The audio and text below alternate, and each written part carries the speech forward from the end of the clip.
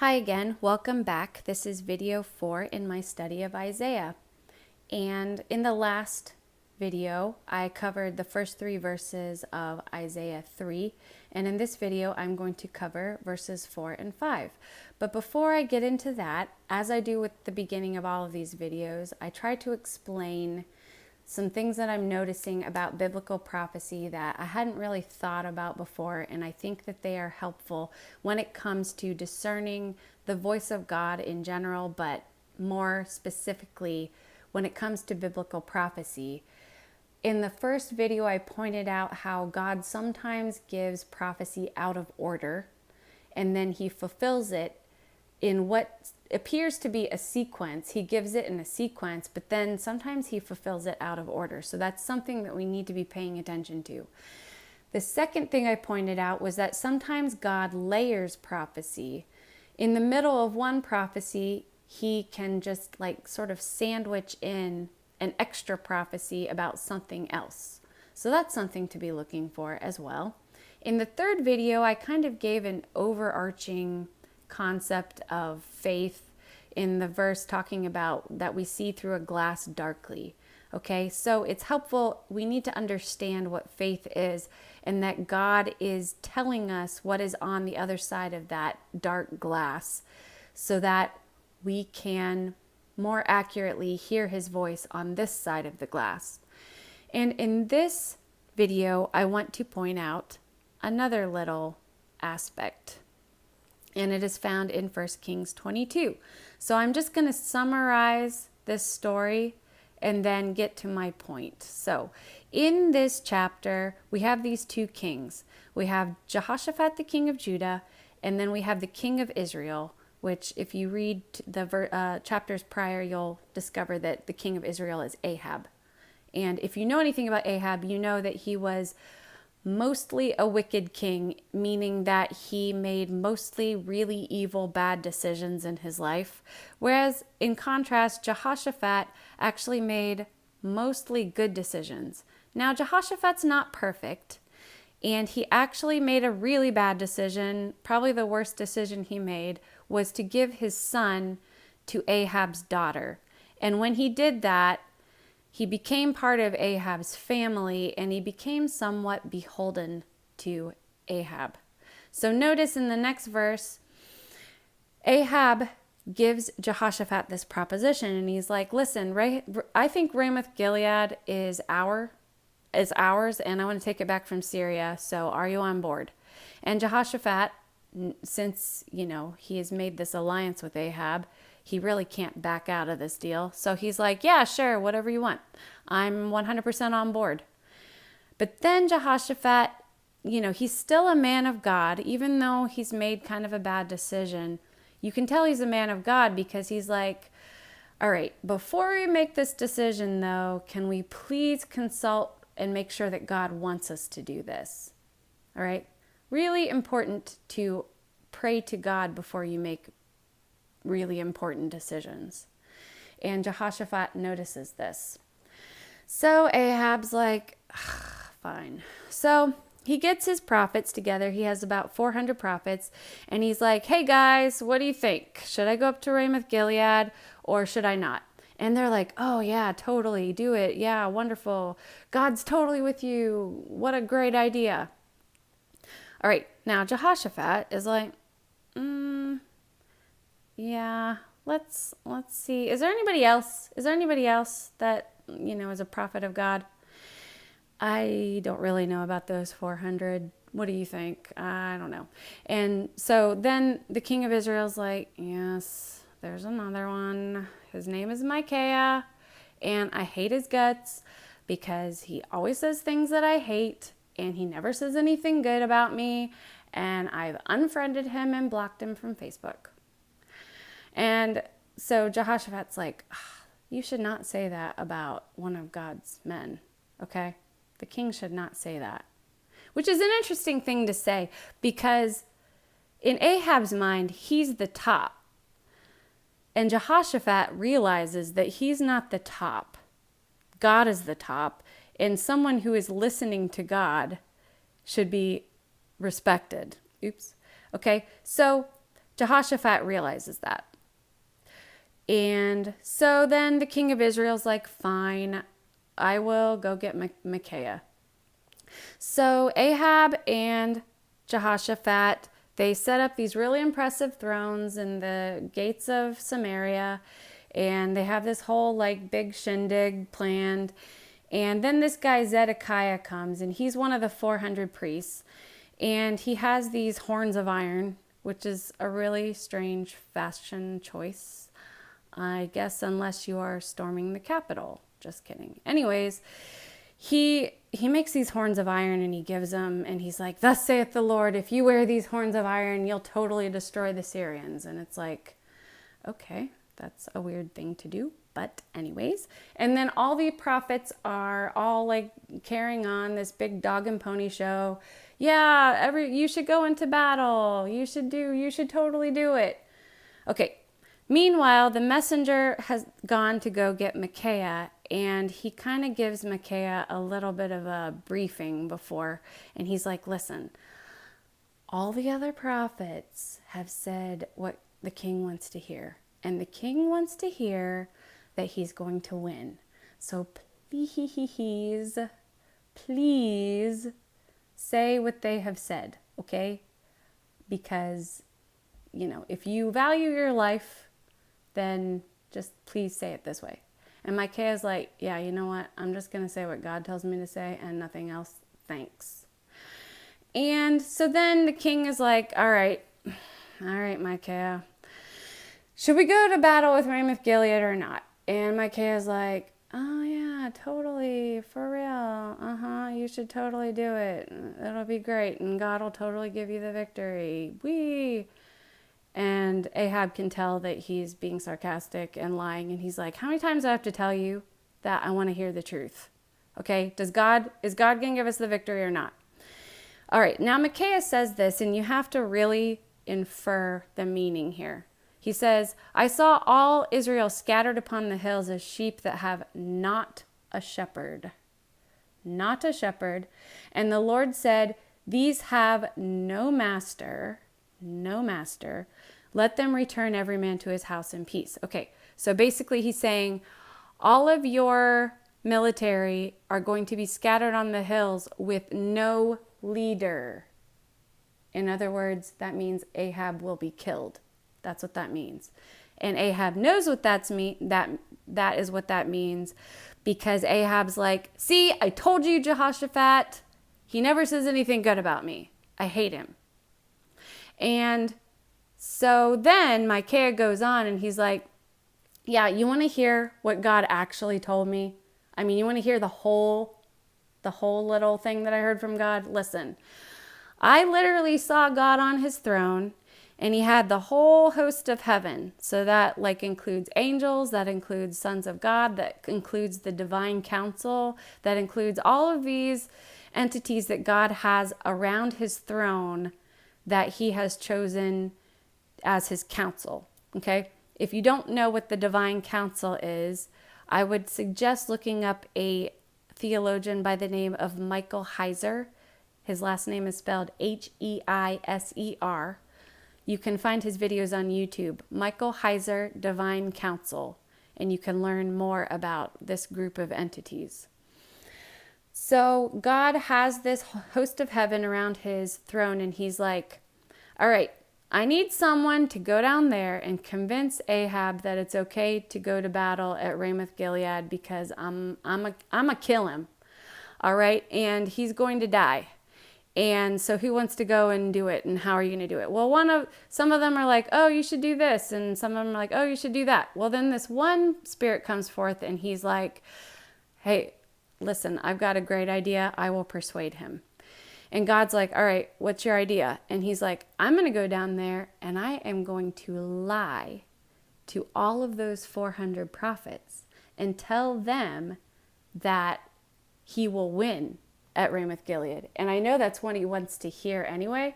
So because that's what he wants to hear, then that's what I'll tell all those prophets. And so Micaiah fesses up, and he's like, see, okay, so God actually literally put a lying spirit in all of those 400 guys' mouths over there.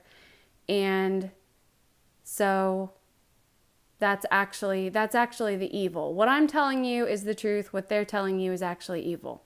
Which is interesting, because don't we all want to hear a message like, yeah, God's totally in, like, what is it? Yeah, go up and the Lord shall deliver it to you. Isn't that the message that you want to hear? Isn't that like really nice sounding? But it turns out that's exactly the opposite of what Ahab needed to hear. So going back to Micaiah's prophecy here. Yeah. So he says that's what God has put in all of their mouths, a lying spirit. Okay, now we have a little example of gaslighting here. That same the guy with the horns, Zedekiah, he gets up and he's like, oh crap, Micaiah's onto something. And so he's like, slaps Micaiah in the face and he's like, since when did God's spirit go from me to you? When did that happen? And Micaiah's like, you know what? We'll just see. We'll just see. When you're cowering and hiding because Ahab's been killed, then you'll have your answer as to which spirit you actually heard. I kind of like Micaiah. He's really sarcastic. And so then the king of Israel's like, take Micaiah. I've had it. Blocking him on Facebook isn't enough. Throw him into a gulag re-education camp. Get him out of my sight and throw him in prison. And so Micaiah's like, listen, if you return in peace, then obviously I didn't hear from God. Duh. And listen, everybody, just listen to what I have to say. If he doesn't die, then I didn't hear from God, obviously. So then the king of Israel and Jehoshaphat go up to Ramoth Gilead anyway, and Ahab thinks that he can trick God, which is a really dumb idea. So he decides to switch places with Jehoshaphat, and he's like, let's switch clothes. Which you gotta wonder at Jehoshaphat. It's like, God just prophesied that you were going to get killed, and you want to switch clothes with me? That literally puts Jehoshaphat in an awkward place, right? That he would be killed. Anyways, let's find out what happens. Oh, look, in verse 37, Ahab dies because God's prophecies always come true, even when you try to thwart them or when you think you know better. All right. The main point of this verse, though, that I want you to see is the fact that God can send lying spirits into the world. And I really, truly believe that that is what is happening now, especially when you look at the news cycle. It is so off the chain ridiculous, and the mainstream media is constantly spinning things that we find out 2 months later. You know, you get fact checked on Facebook for trying to put out something opposite the mainstream media, and then 2 months later, what you said was true and what they fact checked was wrong. Okay, so we see a lot of that happening. Now, I want you to notice, though, that Micaiah was not lied to, because Micaiah was actually listening to God. So I want you to notice something about God that you don't always hear in all of your little churches, because your pastors don't always talk about this. But the fact that when you are in opposition to God, okay, we've been talking about in these videos before that God's wind blows in a certain direction. When you are going in that same direction, the wind helps you along, right? You're also, the Bible talks about being under God's wings. You are under his protection. You are helped along when you are following his word and when you are building and cultivating a relationship with him. When you are outside of that relationship, when you are placing yourself in opposition to him, the way these 400 prophets were, then God is not beholden to any sort of contract or covenant with you. Okay? Remember, the devil is the father of lies, right? So when you are in contrast to God, you are literally aligning yourself with the father of lies, which means that God does not need to protect you with truth. God can allow lies to come to you because you are placing yourself in the position to receive lies. That is something that should terrify you if you are in opposition to God, because it just means that you're going to continue believing lies and believing lies and believing lies. Also, if you are a child of God but you're not cultivating a relationship with God, then you're not going to be able to decipher the lies from the truth. Okay? So you need to remember how things actually work. The best way to know that is to get in the Word and really study the Word to know how God speaks in different situations. Okay? I also want to bring you to a similar concept in Isaiah 19. And this in Isaiah 19 is a prophecy against Egypt. And God is talking about how he will destroy and how he will deal with Egypt. And in this, he talks about how the princes of Zoan are fools, that the Pharaoh listens to stupid counselors, there's no wise men. And then notice, God has mingled a perverse spirit in the midst thereof. This word perverse means distorting, perverting, warping. Egypt had chosen to put themselves in opposition to God, and so God had no contract with them. So allowing perverse and lying spirits into their minds was totally fine. Okay? If you want to keep your mind from being lied to, you must align yourself with God. And the way that you know how to do that is by listening to His Holy Spirit and by reading His Word. Okay?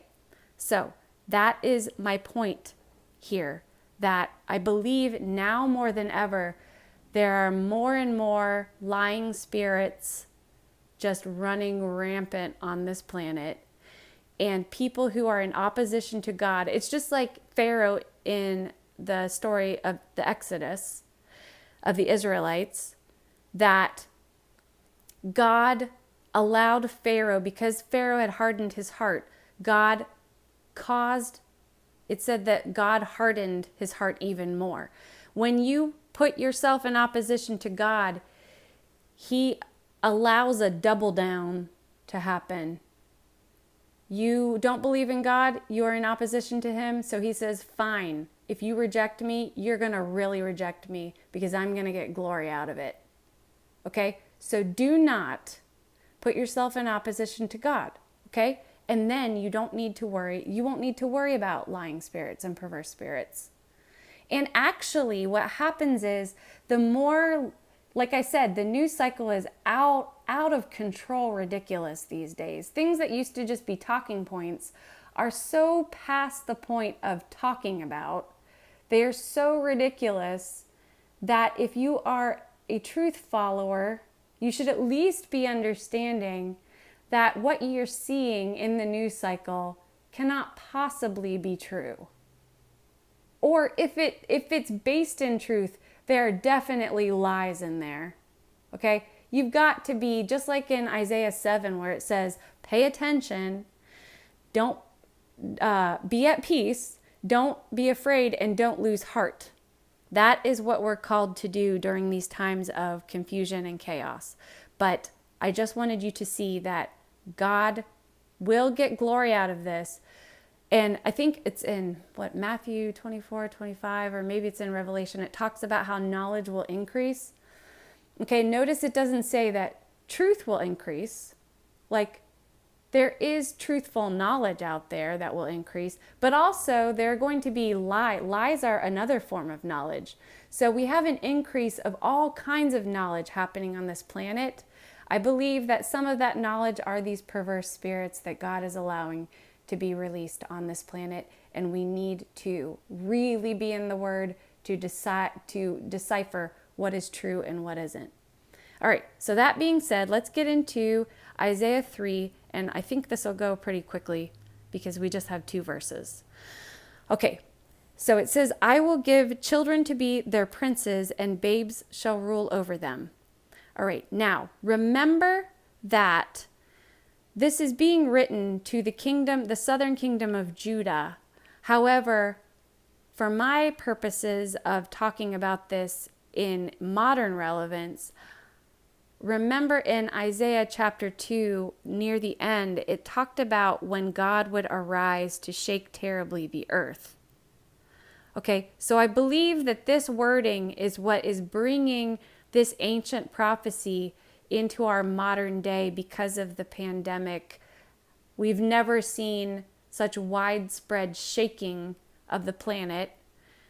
There's also a lot of earthquakes going on right now, which is a whole other topic. But if you're following that, I think that also has to do with this shaking. But definitely the fear that everyone has been feeling on the planet. We've never had a global fear like this before. And that's where I feel like these prophecies are bringing this ancient prophecy into the modern day. All right. And especially go and see the end of video number 2, because there's details there that I also think are bringing this prophecy into our modern day. Anyways, the prophecy continues in Isaiah 3. I talked about this list of things that God would take away in the first 3 verses. And yeah, God has taken these things away, maybe 1 or 2 of them. But ever since COVID hit, we've seen all of these things taken away or changed in very, very significant ways. And now we come to verse 4, where we have children being the leaders. Okay, now notice, this is a sign of a civilization that is on its way out, a civilization in decline. And I will show that with this verse, this cross-reference. Ecclesiastes 10:16 says, "Woe to thee, O land, when thy king is a child and the princes eat in the morning." Okay? The sign of children running the show, young people running the show, is a sign of a curse, not a blessing. All right? Nowhere in Scripture, and I mean, there are verses where it says, don't let people despise your youth, you know, if you're doing the right thing. But for the most part, elderly people were considered to be the wise ones. And in a healthy, God-fearing culture, the elderly people are the wisest people. But when you have a society in decline and the elderly people are fools and they're allowing children to run the show, then that is a sign of decline, okay? This makes me think about the fact that we have the youngest congressman and the youngest senator ever. And I'm not saying that these men are stupid or anything, but I'm just saying that we have record youngest leaders in our Congress and Senate than we've ever had before. It also makes me think about how the squad, AOC, Rashida Tlaib, Ilhan Omar, and Ayanna Pressley, they are extremely young, at least for being in Congress, but yet they are the rudder that is, if the Democrat Party is a ship, the squad is the rudder, and they are directing the direction of their party. They're running the show. They're the leaders. This also makes me think about never really before in history, and especially not in the history of America, did a cultural phenomenon happen with children running the show until the Roaring 20s, the 1920s, is when you saw the first kind of iteration of this, version of this, where you saw the Flappers and the Bohemians. And then all of a sudden, everybody sobered up with the Great Depression and the World War II. But then we had the hippie movement. And then in the 90s, in the 60s, you had 50s and 60s, you had rock and roll come up, and youth culture was a big deal there. And then in the 90s, like, everyone was obsessed with like younger and younger and younger pop stars. You know, when you had people like Christina Aguilera and Britney Spears. And then in the early 2000s, you had like Justin Bieber. I think he was maybe I don't know, 12 years old or something when he first started. And it was like everyone's obsessed with pop stars being younger and younger and younger. And, and then by the time you hit 25, you're washed up and you're no good anymore. Okay. It also makes me think about how, and I don't know, it's kind of gross. During the political campaigns and stuff, for some reason, people think it's necessary to have their 4-year-old or their 7-year-old or their 16-year-old get up to the microphone and talk about some political talking point. And it's like so obviously scripted. Like even people like Greta Thunberg, she has people that are telling her what to say about the environment. Yeah, she probably believes what she's saying, but she doesn't have the experience or the understanding to know what the ramifications are of Green New Deals and of zero emissions. And, you have little children getting up on microphones talking about the evils of COVID or the evils of wearing a mask or the evils of not wearing a mask. And it's really gross and exploitative, but you don't really notice it because it's like, oh, this cute little kid is saying something. And oh, isn't that sweet? They can actually get up there and say something without falling apart. And it's like, no, just let the kids be kids, okay? Stop putting words in their mouths. Stop convincing them that they have thoughts that they don't have. Just let them be children, okay? The fact that we think that we need to hear from a 4-year-old is a big sign that we are on the decline, okay? Now, also this word babes, this word children actually does mean child, like a youth, someone who is young. But this word babes doesn't actually mean that. It means capricious ones. Or if we look at the Strong's, it says tyrant or someone who is delusional, wantonness, caprice, vexation. This makes me think about how our politicians these days are, for one thing, super immature for the most part. But also it makes me think about how we are allowing people with actual mental health issues and delusions control the culture and control the emotional state of the culture. And God is not on board with this, guys. Okay?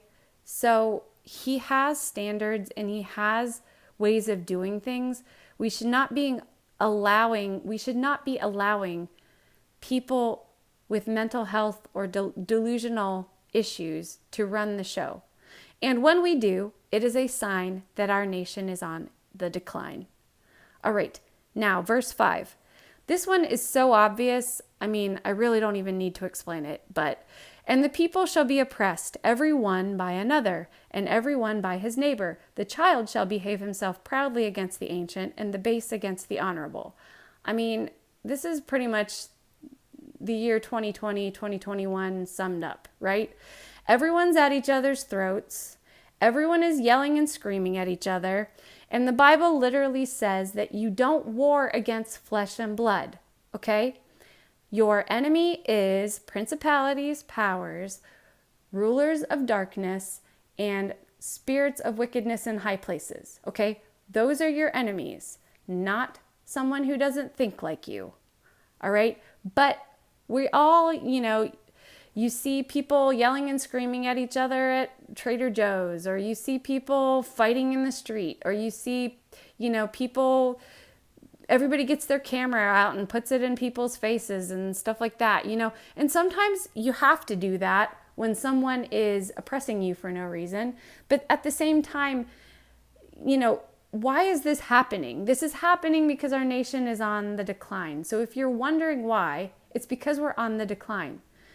And we can either turn around and seek revival, or we can head down the dark path and eventually God will get the glory. But if you were wondering why these things are happening, this is not a surprise to God. God literally is foretelling this 2,700 years ago, okay? And we see the child shall behave himself proudly against the ancient. I mean, how many videos have you seen of children literally screaming at elderly people? We've seen in the past 5 or 10 years, we've seen more videos of people attacking elderly people for no reason, just because it's like a fun thing to do. This has never happened in our nation before, and it is. It is right now, it's happening, and this is because our nation's on the decline. We need to turn around. And then we have this, the base against the honorable. This word base literally means to be light, as in to be shallow, to be disgraceful, okay? To treat things lightly when they should be treated seriously. And then this word honorable, which means the opposite. It means heavy. It means worthy of consideration. It can be a burden at times, okay? Something heavy. And so we have things that are base and dishonorable, that are railing against things that are worthy of honor and worthy of thought. Okay, everybody wants to have answers answered right now. And it's like, no, sometimes you have to like sit and think about something. Okay, why? Because you have to think of the wisest answer. You need to think of the wisest option. This makes me think about propaganda. Propaganda comes out instantly, whereas the truth, it takes a while to thoroughly vet information. It takes a while to investigate things for the truth to come out. Okay, so just think about these verses in terms of what is happening right now. And if you have any comments, I'd love to hear them. If you feel like subscribing, then that's great. If you don't, that's great too. As I say in all of these videos, thank you for watching, but please don't follow me. Follow God.